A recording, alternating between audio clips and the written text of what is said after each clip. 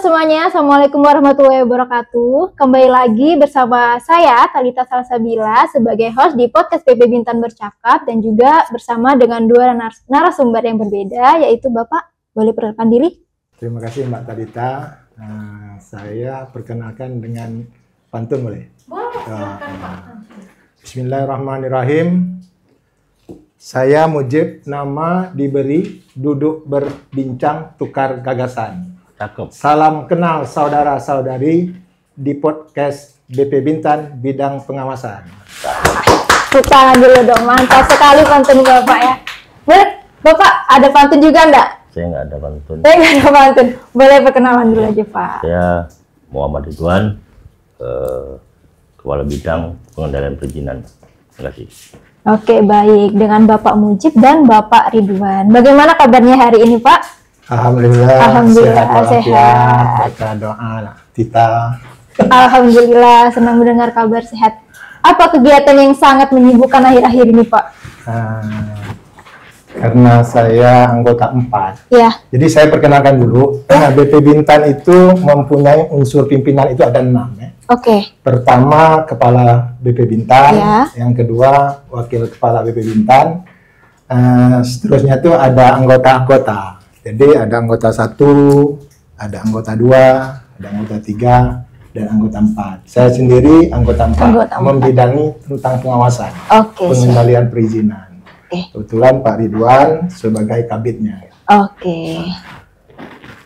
Dari Bapak apa kesibukannya akhir-akhir ini Pak? Sibuk banget Mbak. Sibuk banget.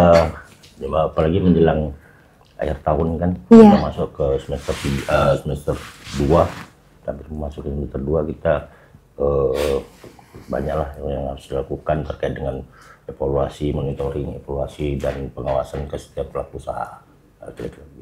Saya sebenarnya terima kasih dulu karena sudah mau menyempatkan waktunya untuk podcast kita hari ini. Oke, selanjutnya kita masuk ke pertanyaan ya Pak ya. Siap. Oke, mungkin pertanyaan yang pertama. Ini tadi kan sudah disebutin nih bidang-bidang apa aja. Itu ada bidang pengendalian perizinan, pengendalian pembangunan, benar? Betul. Perencanaan teknik, organisasi dan kinerja, dan juga keuangan. Nah, Bapak sendiri tadi di bidang apa Pak? Saya anggota 4. Anggota 4. Di bawah saya ada beberapa kepala bidang. Oke. Itulah yang Ibu Tita sebutkan tadi. Iya. Oke. Pak Ridwan ini bidang pengendalian perizinan. Iya. Tugas dan fungsinya apa Pak? Kalau bidang pengendalian perizinan ini tugasnya mengendali segala perizinan yang dikeluarkan oleh BP Bintan. Itu kami awasi. Jadi kami sering sekali ke lapangan melihat pelaku-pelaku usaha yang telah dikeluarkan perizinan tersebut. Itu deh. Oke. Dari 4 bidang tadi, ada nggak salah satu bidang yang paling aktif Pak? Jadi bidang yang aktif di anggota saya itu bidang pengendalian perizinan. Oke, siap. Apa saja sih Pak tugas dari kepala bidang perizinan itu? Kalau tugas bidang pengendalian perizinan ini, pertama sesuai dengan SOP kami, itu yang paling utama itu tentang LKPM. Oke, siap. Laporan koordinasi penanaman modal. LKPM ini kita sudah ditentukan oleh Kementerian PKPM. Kita dalam per tahun itu mempunyai target. Pada tahun 2024 kemarin itu kami ditargetkan 3,5 triliun. Alhamdulillah se-Kabupaten Bintan itu mencapai 7 triliun. Artinya melebihi. Di tahun 2025 ini kami dapat lagi targetnya 9 triliun.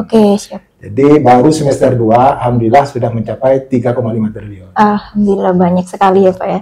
Kemudian selain itu ada lagi Pak? Selain itu kami mengawasi ke perusahaan-perusahaan izin-izin yang dikeluarkan oleh BP itu tadi, yang sesuai atau tidak, itu kami selalu mengevaluasi kan itu. Evaluasi kinerja? Evaluasi tentang perizinan. Baik itu jumlah jenis barang, kota yang kita berikan, atau izin-izin yang telah kita berikan. Kira-kira sesuai tak dengan perizinan yang telah diberikan tadi? Baik. Kira-kira nih Pak, dari beberapa investor yang sudah melakukan perizinan usaha, ada nggak sih laporan atau komplain gitu? Itu tugas kami juga. Tugas kami ini berat Bu. Oke. Nah, jadi selain mengevaluasi perizinan-perizinan itu, kami sering dapat komplainan. Komplainan itu bermacam-macam. Iya, yang benar. kejadian di lapangan. Iya. Ya, jadi sifat komplainan itu kami ada suatu span, namanya span lapor.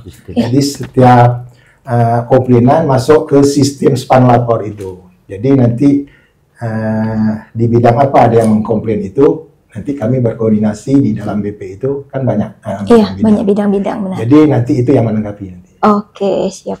Jadi kayak span lapor itu kan memang aplikasi atau sistem yang dibuat oleh Kemenpan RB. Itu langsung setiap pelaporan akan diteruskan langsung ke Kemenpan RB dan ditembusin ke Ombudsman. Jadi itulah salah satu wadah. Kami juga sudah membuat akunnya.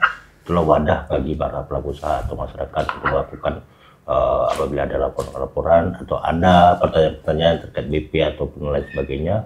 Kalau memang itu terkait dengan SDM, mungkin akan diteruskan ke bidang kepegawaian. Kalau dia misalnya terkait dengan perizinan, kami akan teruskan pertanyaan itu ke bidang pelayanan perizinan. Dan jadi itu terintegrasi dengan Kemenpan RB. Oke, selanjutnya nih Pak. Kegiatan-kegiatan apa saja yang sudah dilakukan dalam hal melakukan pengawasan atau pengendalian perizinan? Ini dia pertanyaan yang paling saya tunggu-tunggu. Oke, siap. Jadi kalau di bidang pengawasan ini, kami dalam 1 tahun itu banyak yang kami lakukan kegiatan. Misalkan monitoring dan evaluasi ke setiap perusahaan-perusahaan. Biasanya kami bersama-sama dengan PTSP Provinsi, PTSP Kabupaten Bintan meninjau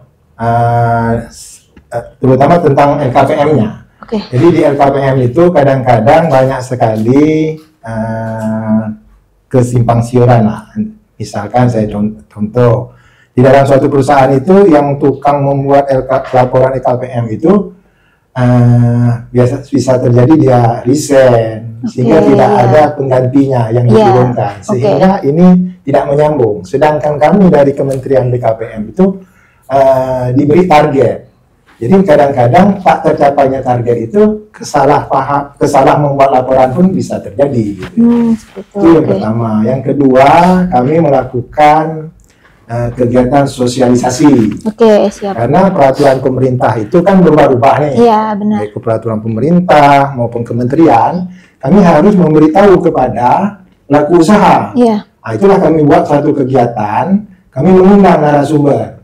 Narasumber itu ada di tingkat Kementerian Perdagangan, Perindustrian, BKPM, sesuai dengan kejadian yang ada di lapangan. Yang ketiga kami melakukan juga kegiatan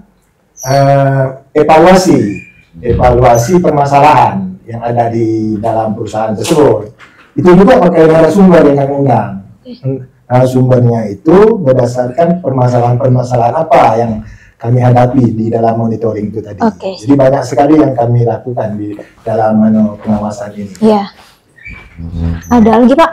Tambahan dari Pak Tidan? Banyak. Jadi kita juga melaksanakan kegiatan bimbingan teknis. Bimbingan teknis. Untuk kompetensi bagi perusahaan untuk melaporkan LKPM tersebut. Jadi setiap tahun kita lakukan itu. Jadi itu yang disampaikan oleh Pak Mujib tadi, agar tidak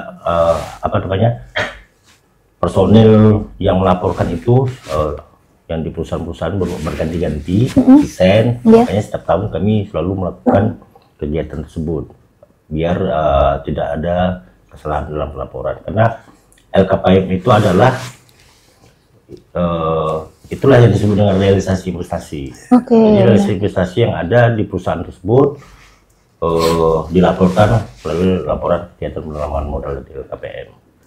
Terus kami juga masih ada terkait dengan perka. Kami akan membuat perka dari PP Bintan sendiri punya perka. Terus kami akan sosialisasikan terkait dengan peraturan-peraturan baru.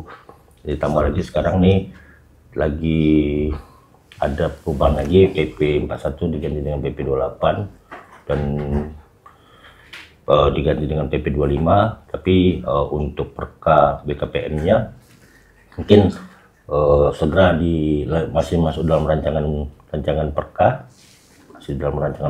jadi mungkin sekitar bulan Oktober. Jadi apa namanya, perubahan PP 41 ke 28 itu akan dibarengi dengan perubahan perka dari BKPM tadi, perka 3, 4, dan 5. Masih intensif, kita masih menunggu, mungkin mudah-mudahan di bulan Oktober ini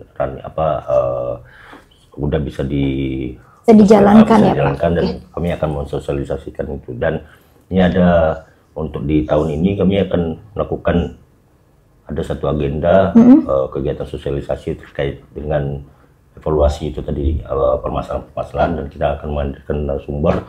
Makanya kegiatan kami itu kan monitoring evaluasi. Jadi dari semester 1 atau triwulan 1, 2, 3, 4 kami akan mengumpulkan segala permasalahan. Nah, di ujung tahun kami akan setelah kami kumpul, kami kaji, barulah kami akan mengundang narasumber yang sesuai dengan permasalahan tadi. Contohnya misalnya terkait dengan Ciinas, industri, kita akan mengundang dari Kementerian Perindustrian. Kalau terkait dengan perdagangan, kita akan mengundang narasumber dari Kementerian Perdagangan. Ya, kalau terkait dengan arus lintas barang, kita akan mengundang dari Bea Cukai dan lain sebagainya. Itu aja. Ada tambahan lagi dari Bapak? Itu aja. Itu saja. Dari Pak Dirun juga sudah cukup? Sudah, kayaknya sudah cukup. Mungkin sebelum kita masuk ke penutup nih ya Pak, ada nggak yang mau disampaikan kepada calon atau para investor nih yang sudah bergabung bersama BP Bintan? Saya sampaikan. Jadi FTZ Bintan ini tempat berinvestasi yang kita diberi suatu hadiah dari pusat. Tidak ada provinsi lain yang ada FTZ ini. Yang ada itu di Kepri. Cuma yang ada satu lagi di Sabang. Jadi tempat berinvestasi yang bebas pajak, bebas biaya masuk, bebas banyak fasilitas-fasilitas yang ada di FTZ itu di BP Bintan ini lah. Jadi kami dari BP Bintan mengundang para pelaku usaha, investor dari luar untuk berinvestasi di Kabupaten Bintan. Semoga Kabupaten Bintan menjadi maju. Amin. Harapannya Bintan semakin maju ke depannya ya Pak. Dari Pak Ridwan ada yang mau disampaikan? Sudah cukup. Kita udah masuk ke penutup. Dari Bapak sebelum penutup ada pantun lagi nggak nih Pak? Cukup satu aja. Cukup satu aja. Mungkin sekian podcast kita hari ini teman-teman semuanya. Saya mohon maaf Pak apabila dalam penyampaian ada salah kata dan salah sikap. Saya ucapkan terima kasih dan selamat menjalankan aktivitas kembali. Saya akhiri, sampai jumpa di podcast selanjutnya. Selamat siang, Assalamualaikum warahmatullahi wabarakatuh. Waalaikumsalam.